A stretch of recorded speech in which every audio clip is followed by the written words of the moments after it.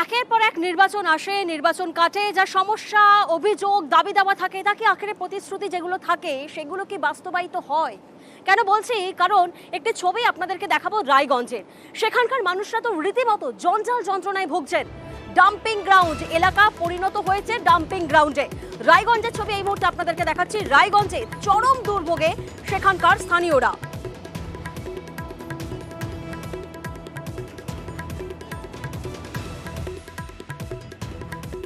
ঘাটগুলো থাকলে গন্ধ টন্ধ হয়, গন্ধ তাতে অসুবিধা হয়। অনেক সময় নাক ঢাকা দিয়ে যায় না, অর্ধেক রাস্তা বন্ধ হয়ে যায় অনেক সময়।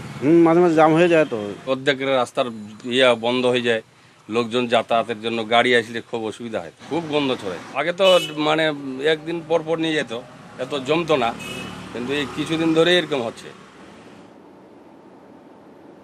প্রতিনিধি মুক্তা এই মুহূর্তে আমাদের সঙ্গে রয়েছেন। মুক্তা, যে বাসিন্দারা রয়েছেন ওনারা তো বলছেন দুর্গন্ধে একেবারে চলাফেরা দায়, চরম দুর্ভোগে রয়েছেন ওনারা। কতদিনের এই সমস্যা?